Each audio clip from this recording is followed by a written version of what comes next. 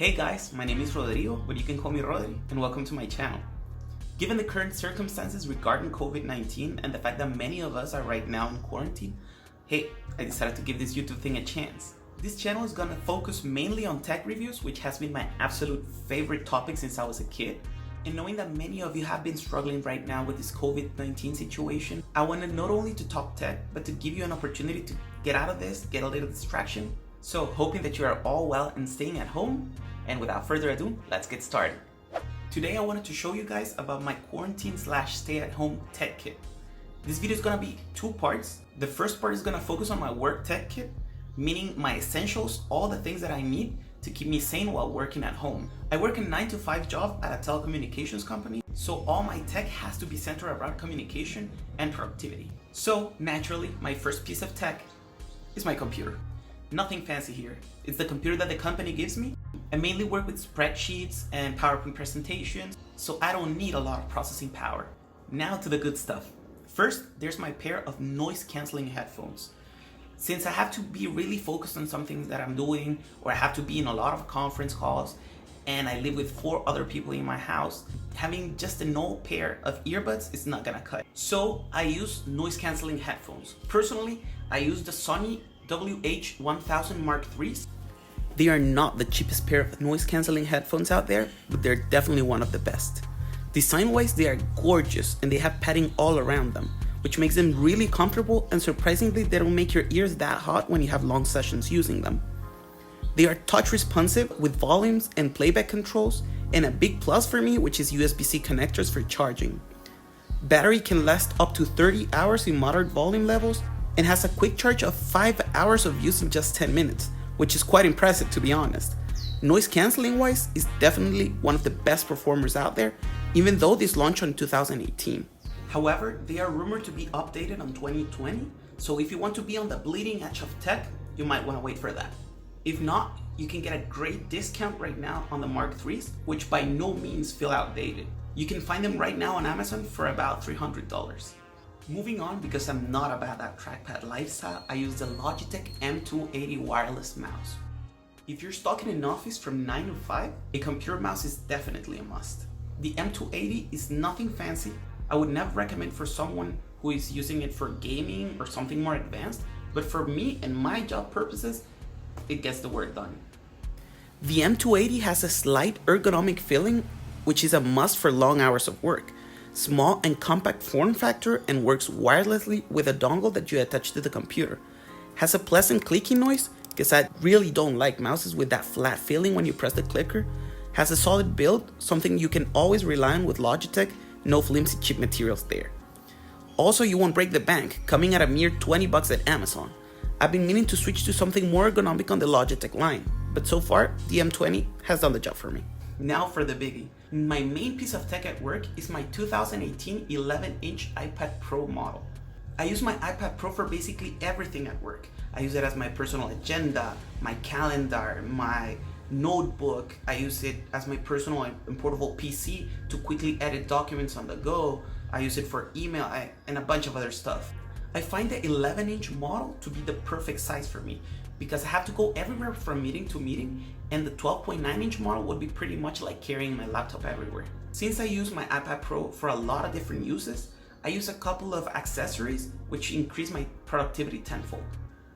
First, since the main use I give my iPad Pro at work is for writing down notes, I use the Apple Pencil 2nd Gen.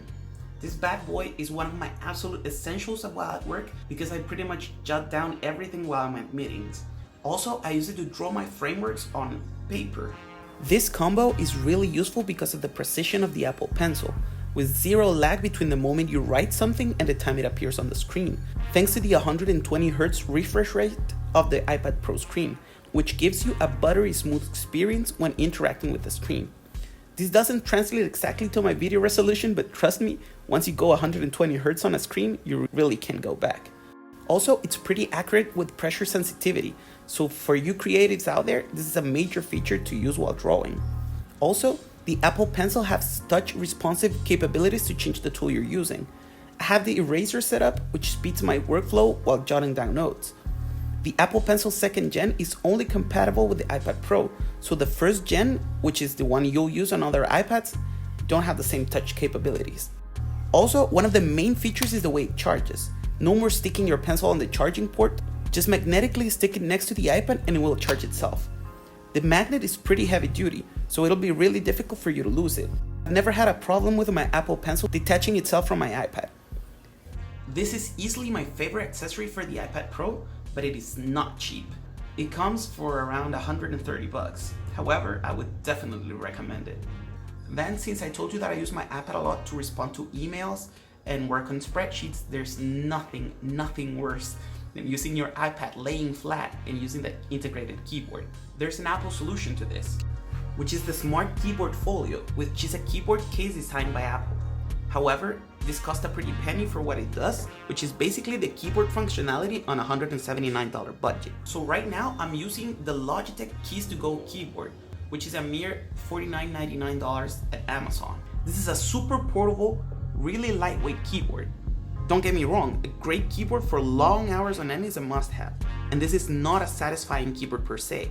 It's not backlit and does not have a clicky feeling while typing. However, it's an incredible price for something that gets the job done.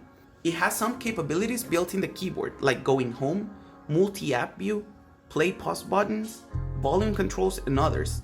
And you charge it once and can last up to 3 months. It's micro USB, not USB-C, but you'll only need to deal with that once every 3 months.